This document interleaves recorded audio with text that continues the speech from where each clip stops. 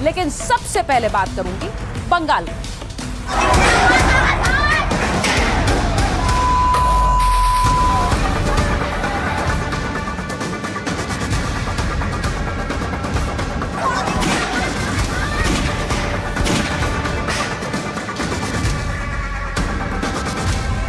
पत्थरबाजी जैसे 15 साल आप लोग किए हैं, सरकार डर जाएगा। ठीक रास्ते में पटरी में लाना है, ये सरकार को भी मालूम है। हाथ में पत्थर उठाना, पत्थरबाजी करना और रिलीजियस नारा के साथ गुंडागर्दी करना, ये बंगाल में नहीं होगा, नहीं होगा।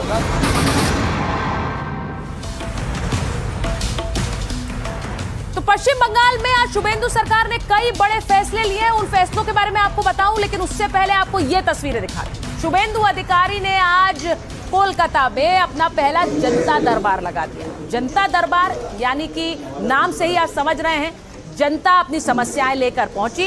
शुभेंदु अधिकारी ने एक एक फाइल देखी, एक एक समस्या का निवारण करने के लिए अपने अधिकारियों को वो फाइलें सौंपी। तो ये तस्वीरें जरा आप देखिए। शुभेंदु अधिकारी आम जनता के जो समस्याएं हैं उनका निवारण करते हुए दिखे और बड़े बड़े फैसले आज शुभेंदु सरकार ने किए।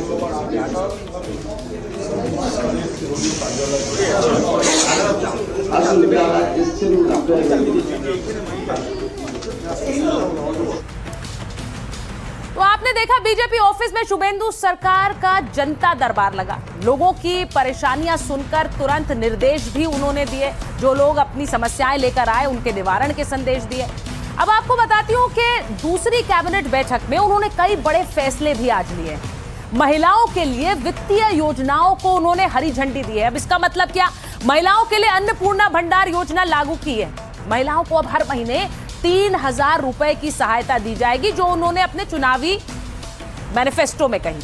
अब सरकारी बसों में महिलाओं के लिए यात्रा भी मुफ्त कर दी गई है, यानी कि अब सरकारी बसों में कोई पैसा नहीं देना होगा। लेकिन इसी के साथ एक और अहम उन्होंने ऐलान किया। धर्म के आधार पर दी जाने वाली सरकारी मदद 1 जून से बंद हो जाएगी। यानी कि मदरसों को मिलने वाली सरकारी मदद पर अब शुभेंदु अधिकारी ने रोक लगा दी है। मदरसों के इमामों का भत्ता भी रोका गया है। 7वें वेतन आयोग के गठन को कैबिनेट की मंजूरी दी गई है। बंगाल में जारी स्कीमों में भी बड़े बदलाव किए गए। धर्म पर आधारित ममता सरकार की जो स्कीम्स थी उन्हें शुभेंदु अधिकारी ने बंद कर दिया है। बंगाल में अब धर्म के नाम पर योजनाएं खत्म कर दी गई हैं। तो आप सोचिए, बड़े फैसले लिए और धर्म के नाम पर जो भत्ता मिलता था वो बंद कर दिया गया। और शुभेंदु अधिकारी सीधे सीधे कह रहे हैं कि जो तुष्टीकरण की योजनाएं थी वो अब नहीं चलेंगी। तो एक तरफ जनता दरबार तो दूसरी तरफ शुभेंदु एक्शन मोड में है। ये जो तस्वीर आप देख रहे हैं, कोलकाता में बुलडोजर एक्शन के बाद हुए बवाल पर वहां कार्रवाई की जा रही है, आरोपियों को पकड़ा जा रहा है। और दूसरी तरफ आसनसोल से तस्वीरें आपको दिखाई थी, वहां लाउडस्पीकर न बजाने को लेकर जो निर्देश दिया उस पर विवाद हुआ। तो वहां पर अब जिन लोगों ने वहां दंगा किया, पुलिस पर पत्थरबाजी की, अब उन्हीं से भरपाई वसूली जाएगी। ये आदेश भी शुभेंदु अधिकारी ने दे दिया है। तो ये दो आप एक्शन शुभेंदु सरकार के देख रहे हैं। एक तरफ प्रदर्शनकारियों की धरपकड़, दूसरी तरफ दंगाइयों पर कैसे बिल फाड़ा जाएगा कि वो ही अब भुगतान करें। तो आपको जरा ये भी बताती हूं कि कोलकाता के पार्क सर्कस में कैसे बुलडोजर एक्शन हुआ था।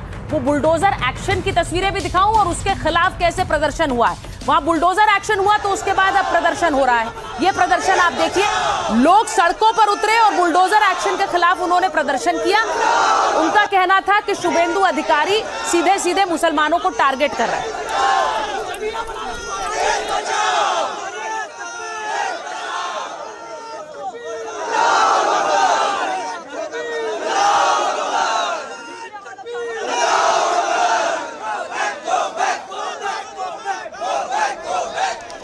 अब आपको एक और तस्वीर दिखाती हूं। पश्चिम बंगाल में विरोध प्रदर्शन के दौरान तोड़फोड़ हुई। अब विरोध प्रदर्शन क्यों हो रहा था? क्योंकि वहां कहा गया कि नमाज नहीं पढ़ी जा सकती, वहां कहा गया कि अतिक्रमण हटाया जाएगा। तो जब अतिक्रमण हटाने के लिए वहां नगर निगम की टीमें पहुंची हैं, तो उसके बाद लोगों ने किस तरह से पार्क सर्कस में देखिए तोड़फोड़ मचा दी। अब ये तोड़फोड़ की तस्वीरें देखिए। एक सरकार एक फैसले को लागू करने के लिए काम कर रही है, लेकिन वहां पर सरकारी बसों में तोड़फोड़ मचा दी गई, पत्थरबाजी की गई।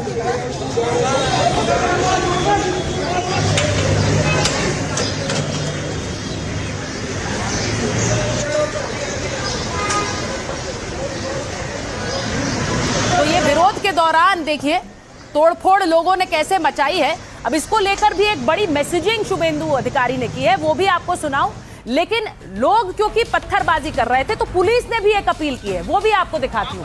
प्रदर्शनकारियों से पुलिस ने अपील की, बकायदा लाउडस्पीकर पर यह अपील हो रही थी और कहा जा रहा था कि आप उपद्रव में ना पड़े, आप सरकार को और पुलिस को अपना काम करने दें। आप हंगामा मत कीजिए, आप लोग शांति बनाए रखिए, आप लोग शांति बनाए रखिए, यहाँ मत रहिए। आप लोग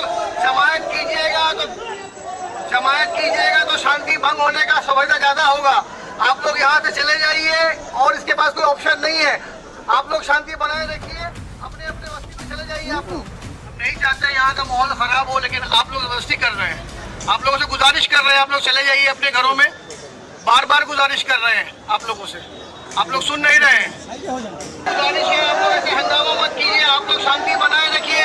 आपने देखा किस तरह से पुलिस ने कहा कि आप हंगामा मत करिए, हम अपना काम कर रहे हैं, आप भी अपना काम करिए, यहाँ पर उपद्रव मत मचाइए। तो ये अपील्स भी की जा रही थी लोगों से। अब आपको बताती हूँ कि हालात को कंट्रोल करने के लिए पुलिस ने वहां फ्लैग मार्च भी किया। अब ये सब कुछ पश्चिम बंगाल में कोलकाता में, राजधानी में हो रहा है, क्योंकि एक अतिक्रमण हटाने को लेकर एक मुहिम चलाई गई, जिसे लेकर लोग वहां विरोध कर रहे हैं। अभी आप भी तय करिए कि सरकार सही कर रही है, गलत कर रही है, क्योंकि अतिक्रमण हटाने के लिए सरकार ने लोगों को नोटिस भेजा और उसके बाद ये अतिक्रमण हटाने के लिए टीमें पहुंची। तो बंगाल पुलिस को वहां फ्लैग मार्च भी करना पड़ा।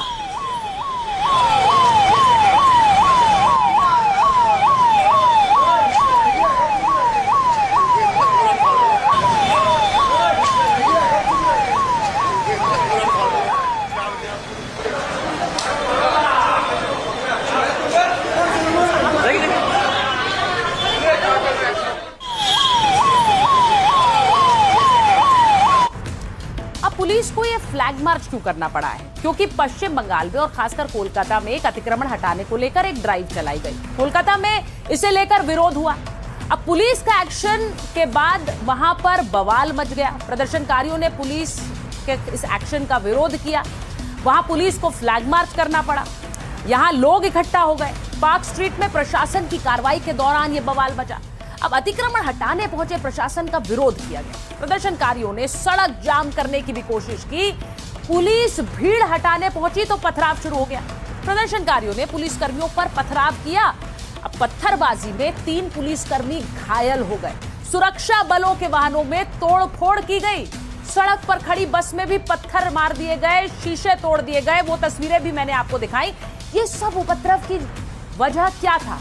एक ऐसा एक्शन जो कि अतिक्रमण हटाने को लेकर था, यानी कि गैर कानूनी ढंग से किसी जमीन पर कब्जा कर लिया, उस कब्जे को हटाने के लिए गई थी वहां पर प्रशासनिक टीमें। तो आप सोचिए कि यहां पर एक तरफ पुलिस का एक्शन, शुभेंदु अधिकारी ने इसे लेकर बड़ी बात कही। उन्होंने कहा इस तरह की जो पत्थरबाजी होती है, ये पत्थरबाजी कभी अब तो कश्मीर में भी नहीं होती है और यहां होने लग रही है। उन्होंने ये भी बयान दिया। तो शुभेंदु अधिकारी का भी वो बयान सुनाऊंगी। एक तरफ पुलिस का एक्शन तो दूसरी तरफ शुभेंदु अधिकारी भी एक्शन में। कोलकाता में हुई पत्थरबाजी के बाद शुभेंदु ने कहा कि ऐसी घटनाएं कश्मीर में भी नहीं होती हैं। बंगाल में लोगों को एक तरह की ढिलाई की आदत हो गई थी। उन्हें लगता था कि सरकार उनके खिलाफ कोई कार्रवाई करेगी ही नहीं, लेकिन पुलिस अब कानून के मुताबिक पूरी सख्ती से काम करे। वो कानून लागू करने वाली एजेंसी है। वो दिन चले गए जब पुलिस कर्मी घायल हो जाते थे और गृह मंत्री सिर्फ एक एयर कंडीशन कमरे में बैठकर चीजों को होते हुए देखते रहते थे। अब उन दिनों को भूल जाइए। अब से बंगाल में गुंडागर्दी का खात्मा कर दिया है। ये संदेश हर किसी तक पहुंचना चाहिए। ये शुभेंदु अधिकारी ने आज सीधे तौर पर कहा। जरा आपको सुनवा दूं। कश्मीर में बहुत पहले खत्म हो गया, जब धारा 370-35A को एबोलिश किया भारत सरकार। बंगाल में थोड़ा आदत इनको पड़ गया था, जब हम लोग को कुछ नहीं करेगा कुछ सरकार, पुलिस लोग इंजर्ड होगा और पुलिस मंत्री एसी रूम में बैठ के देखेगा। ये सब दिन होती, पास्ट इज पास्ट, छोड़ दीजिए। अभी गुंडागर्दी बंगाल में खत्म, हाथ में पत्थर उठाना, पत्थरबाजी करना और रिलीजियस नारा के साथ गुंडागर्दी करना, ये बंगाल में नहीं होगा, नहीं होगा, नहीं होगा। बुलडोजर का एक्शन हुआ तो बंगाल में सियासी टेंशन बढ़ गई। ममता बनर्जी का बयान सामने आया है। अब ममता बनर्जी बंगाल में बुलडोजर एक्शन पर भड़क गई हैं। वो क्या कह रही है, जरा ये आपको बता देती हूँ। बंगाल में बुलडोजर एक्शन पर ममता बनर्जी बहुत नाराज है और उन्होंने बयान जारी किया है। उन्होंने कहा बुलडोजर राजनीति में यकीन नहीं करता है बंगाल, ये उनका बयान आया। उन्होंने कहा कि डर बल तोड़फोड़ से शासन नहीं चलाया जा सकता है। उन्होंने ये भी कहा कि राजनीतिक अहंकार की कीमत गरीब चुका रहे हैं। ये मजदूरों, छोटे दुकानदारों पर एक बड़ा हमला है। आज जो हो रहा है वो लोगों की जिंदगी पर हमला है। सरकार इंसानों से ज्यादा दिखावे की परवाह कर रही है। तो ममता बनर्जी सीधे शुभेंदु अधिकारी पर अटैक कर रही हैं और कह रही हैं बुलडोजर एक्शन बंगाल में नहीं चलेगा। तो उन्होंने ये बात बड़ी बड़ी सीधे सीधे सोशल मीडिया पर पोस्ट करके कही है और इस बुलडोजर एक्शन को लेकर वो विरोध कर रही हैं। अब आपको एक तस्वीर दिखा देती हूँ। तस्वीर आसनसोल की है। आसनसोल में देखिए क्या हुआ है। पुलिस चौकी में कुछ लोगों ने घुसकर किस तरह से तोड़फोड़ मचा दी। ये तोड़फोड़ क्यों मचाई? क्योंकि शुक्रवार को लाउडस्पीकर को लेकर विवाद हुआ। पुलिस वहां पर पहुंची थी, लाउडस्पीकर को बजाने को लेकर आदेश जारी हुआ था, उसे लोग मान नहीं रहे थे। पुलिस ने वहां जाकर सख्ती की तो उल्टा लोगों ने पहुंचकर पुलिस थाने में ही तोड़फोड़ मचा दी। अब हालात संभालने के लिए पुलिस ने आंसू गैस के गोले दाग दिए। वो तस्वीर भी आपको ये देखिए।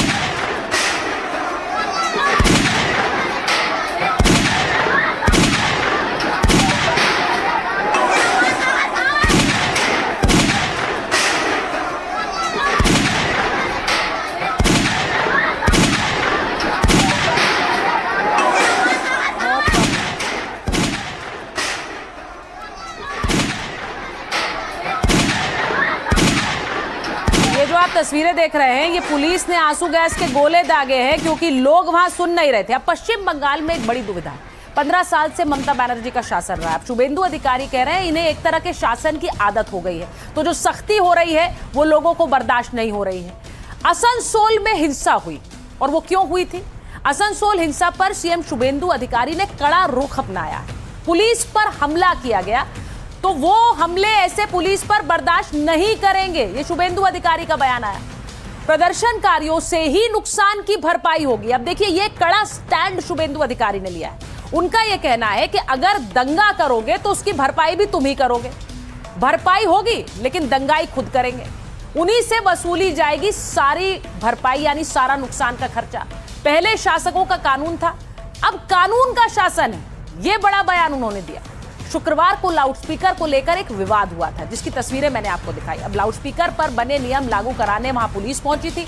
जहांगीर मोहल्ला समेत कई इलाकों में तनाव फैल गया। लाउडस्पीकर की आवाज कम करने को लेकर विवाद हुआ। अब कुछ स्थानीय लोगों ने इसका विरोध शुरू किया। गुस्साए लोगों ने पुलिस चौकी पर हमला कर दिया। पुलिस चौकी में प्रदर्शनकारियों ने तोड़फोड़ कर दी और घटना के बाद इलाके में भारी फोर्स तैनात की गई। उसी के बाद शुभेंदु अधिकारी ने कहा कि पहले जैसे हालात नहीं है, अब इस सख्ती की आदत आपको डाल लेनी चाहिए। अब जिसने सरकारी संपत्ति को नुकसान पहुंचाया है वो ही भरपाई भी करेगा। जरा सुनिए क्या कहा शुभेंदु अधिकारी ने। एक इंसिडेंट आसनसोल में कल हुआ था। अब तक 15 अरेस्ट हुआ है। जो लोग फाड़ी को तोड़फोड़ किया है, हमारी कानून है प्रदेश में, एक कानून लागू होगा। तोड़फोड़ करने वाला का खिलाफ तो पुलिस कस्टडी, रिमांड, इंटरोगेशन वो तो होगा ही होगा।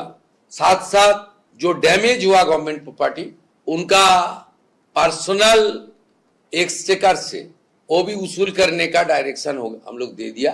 कोई सरकारी प्रॉपर्टी पर हाथ मत उठाओ। पुलिस इंजर्ड होगा तो छोड़ने वाला हम लोग नहीं है। तो देखिए आज जब हम आपको शुभेंदु अधिकारी के बड़े फैसलों की बात बता रहे हैं तो एक और बड़ा फैसला जिसकी खबर अभी आई है वो बताना जरूरी है। बंगाल सरकार ने बहुत बड़ा फैसला लिया है। सीएम शुभेंदु अधिकारी का बंगाल में ये रणनीतिक फैसला है, यानी रणनीति के तहत लिया गया फैसला। जो चिकन नेक की जमीन है वो केंद्र को सौंपी है उन्होंने। 120 एकड़ जमीन ट्रांसफर कर दी है केंद्र सरकार को, यानी ये जमीन पश्चिम बंगाल की थी लेकिन अब इसे उन्होंने ट्रांसफर कर दिया है केंद्र सरकार को। 120 एकड़ जमीन ट्रांसफर की गई है। बीएसएफ डीजी की मौजूदगी में ये अगला कदम है। ये तस्वीरें चेंज करिए। जमीन सौंपने की प्रक्रिया जारी की गई। तो ये जो बड़ी खबर मैं आपको बता रही हूं, पश्चिम बंगाल में जमीन केंद्र सरकार को सौंपने का मतलब आप समझिए। बीएसएफ डीजी की मौजूदगी में अब अगला कदम उठाया जाएगा। मनोज्ञा हमारे साथ हमारी सहयोगी जुड़ रही है। मनोज्ञा, जरा इसके मतलब हमारे दर्शकों को समझाइए, क्योंकि ये पहले ही उन्होंने आते ही कहा था कि जिस तरह से घुसपैठ हो रही है, जिस तरह से ये इलाका संवेदनशील है, इसे लेकर बड़े फैसले अधर में लटके थे, हम उसे पूरा करने वाले हैं। देखिए, ये उसकी शुरुआत हो चुकी है, क्योंकि चिकन नेक इलाका सिलीगुड़ी कॉरिडोर के नाम से भी जाना जाता है। ये करीब 20 किलोमीटर चौड़ा इलाका है और करीब 82 से 100 किलोमीटर लंबा इलाका है। ये वो एरिया है जो पूरे पूर्वोत्तर भारत को भारत से जोड़ता है, और अगर उसे काट दिया गया या उसे अलग कर दिया गया तो उससे भारत का संपर्क पूर्वोत्तर भारत से बाय रोड कट जाता है। ऐसे में इसकी भूमिका कितनी महत्वपूर्ण है, इसका अंदाजा आप इस बात से लगा सकते हैं कि एक ओर बांग्लादेश है, दूसरी ओर भारत है, और भारत के बाकी राज्य पड़ जाते हैं, और साथ ही साथ ये पूरा इलाका जिसमें आसपास बाकी देश भी पड़ते हैं। पर इन सब के बीच में 120 एकड़ जमीन का हस्तांतरण करने का मतलब ये है कि ये जमीन पहले से ही बीएसएफ के लिए चिन्हित की गई थी। ये वो इलाका है जो करीब 50 किलोमीटर इन रोड होता है अंतर्राष्ट्रीय सीमा से, जिसका इस्तेमाल बीएसएफ करती है अपने नेशनल इंटरेस्ट में सिक्योरिटी को बढ़ाने के लिए और फेंसिंग करने के लिए। इसे पश्चिम बंगाल सरकार ने, खासतौर से मुख्यमंत्री ममता बनर्जी की सरकार ने लगातार रोक के रखा था। कई इलाकों में बार बार जमीन मांगी गई थी। करीब 7 से 8 चिट्ठियां लिखी थी जो खुद गृह मंत्री अमित शाह ने लिखी थी, लेकिन उसके बावजूद राज्य सरकार की ओर से जमीन मुहैया नहीं की जा रही थी। ऐसे में आज कैबिनेट के साथ ये पहला फैसला हुआ है जब 120 एकड़ जमीन, खासतौर से ये पूरी सिलीगुड़ी कॉरिडोर के आसपास की जमीन बीएसएफ को दी जाएगी। और अब बीएसएफ के डीजी अगले हफ्ते 20 तारीख से 25 तारीख के बीच में आएंगे पश्चिम बंगाल, और यहाँ पर जो बाकी राज्य की कई इलाकों की जमीन का भी जो ट्रांसफर है, इसे हस्तांतरण तो नहीं कहेंगे, लेकिन पूरी तरह से उसका अधिकार केंद्र सरकार के हाथ में, बीएसएफ के हाथ में, या फिर जिस एजेंसी को दिया जाएगा अंतर्राष्ट्रीय सीमा पर फेंसिंग और उसे सुरक्षित करने। बहुत बड़ी खबर है, हम अपने दर्शकों को बता रहे हैं। जैसा आप जानकारी दे रही है, 120 एकड़ जमीन गृह मंत्रालय को सौंपना, यानी कि अब ये जो पूरा इलाका है ये केंद्र सरकार के अधीन होगा। और केंद्र सरकार, क्योंकि इसमें बार बार घुसपैठ की बात होती है, इसमें बार बार बॉर्डर पार से जिस तरह से लोग आते हैं उसे लेकर हड़कंप मचा रहता है, और ये संवेदनशील है सिक्योरिटी के लिहाज से। अब ये केंद्र सरकार को सौंप दी गई। तो ये बड़ी खबर, एक और फैसला जो शुभेंदु अधिकारी ने किया है। लेकिन इसी के साथ साथ आपको यह भी बताऊं कि पश्चिम बंगाल में एक उपचुनाव होना।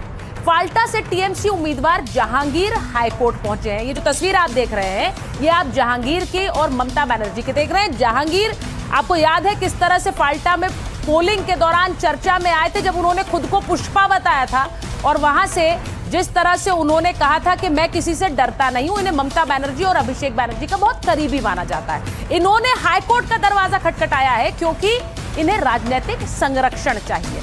तो मैं जरा आपको बताती हूं, मैं आपको ये बताऊं कि किस तरह से इस पूरे मामले में अब सियासत गरमाई हुई है पश्चिम बंगाल की, क्योंकि एक चुनाव 21 तारीख को वहां पर होना है। अब आपको बताती हूं कि कैसे फाल्टा से टीएमसी उम्मीदवार जहांगीर हाईकोर्ट पहुंचे हैं। उन्होंने हाईकोर्ट का दरवाजा खटखटाया, अपने खिलाफ राजनीतिक साजिश का आरोप लगाया ताकि चुनाव प्रक्रिया से दूर किया जा सके। साजिश के तहत झूठी एफआईआर मुझ पर कराई गई है, ये जहांगीर कह रहे हैं। जहांगीर की मांग पर कोलकाता हाईकोर्ट का आदेश भी आया। जहांगीर को 25 मई तक गिरफ्तार नहीं किया जा सकता है। तो ये बड़ी बात जहांगीर खान ने कही, उन्होंने हाईकोर्ट में अर्जी लगाई, जिसके बाद ये बड़ा फैसला आया है। लेकिन पश्चिम बंगाल की सियासत इस पर उबाल मार रही है।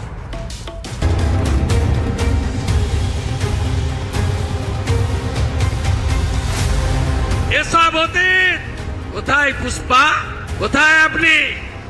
দেখতে পাওয়া যাচ্ছে না। 2021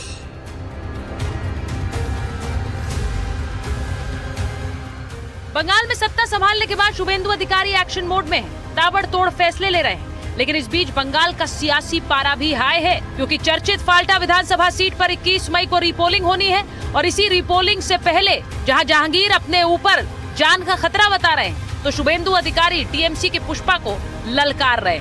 अभिषेक बैनर्जी के गढ़ डायमंड हार्बर में खड़े होकर टीएमसी उम्मीदवार जहांगीर खान को शुभेंदु ने खुली चुनौती दी थी। तंत्र प्रतिष्ठा वो डकैत पुष्पा या जो भी उसका नाम है कहाँ है? पुष्पा को मेरे भरोसे छोड़ दीजिए, मैं उससे निपट लूंगा। उसके खिलाफ दर्ज सभी शिकायतों पर कार्रवाई की जाएगी। मैं गुंडागर्दी बर्दाश्त नहीं करूंगा। गणतंत्र साथ पाइए दिए। पिछली बार वोटिंग के दौरान फाल्टा विधानसभा सीट पर बवाल और अनियमितता के चलते चुनाव रद्द हुआ था, लेकिन अब इसी सीट पर दोबारा वोटिंग होनी है तो शुभेंदु लोगों को सीधा संदेश दे रहे हैं। उन्होंने साफ कह दिया कि मतदान में बाधा डालने वालों का हिसाब किया जाएगा। फाल्टा में लंबे समय से राजनीतिक आतंकवाद और मतदान में बाधा डालने की राजनीति देखी गई है। इस बार प्रशासन सतर्क रहेगा और ये तय किया जाएगा कि आम जनता बिना किसी बाधा के मतदान कर सके। सबगुलोर विरुद्धে ব্যবস্থা হবে। शुभेंदु जिस जहांगीर को चुनौती दे रहे हैं उन्हें अभिषेक बैनर्जी का खास माना जाता है और ये वोटिंग से पहले भी सुर्खियों में आए थे। जब आईपीएस अजय पाल शर्मा को चुनौती देते हुए जहांगीर ने कहा था कि यूपी नहीं है, ना ही यूपी का कल्चर है, यहाँ कोई सिंघम नहीं चलेगा। अगर वो सिंघम है तो मैं भी पुष्पा हूँ। আজকের ওরা অনেক খেলা দেখাচ্ছে, তা খেলা তো ওরা শুরু করেছে, শেষটা কিন্তু আমরা করব। খেলা তো ওরা শুরু করেছে কিন্তু শেষটা আমরা করব। তাই পিকচার আবি বাকি মেরা দোস্ত, পিকচার এখনো বাকি আছে, সময় শুরু হয়েছে। তোমরা ভাবছো নিজেকে কয়েকটা সিআরপিএফ নিয়ে বড় বড় বাতালা দিচ্ছ, কিন্তু আজকের বঙ্গনগর 1 নম্বর অঞ্চলে মানুষ যদি হেঁটে যায় না, সিআরপিএফ হাওয়ায় उड़े যাবে। अब सरकार बदलने के साथ ही हालात बदल चुके हैं। चुनौती देने वाले जहांगीर खान अब खुद हाईकोर्ट में याचिका दाखिल कर गिरफ्तारी से संरक्षण और सुरक्षा की मांग कर रहे हैं। हालांकि सबकी नजर अब 21 मई को होने वाली रीपोलिंग पर है, क्योंकि सीएम बनने के बाद शुभेंदु अधिकारी की ये पहली अग्नि परीक्षा होगी।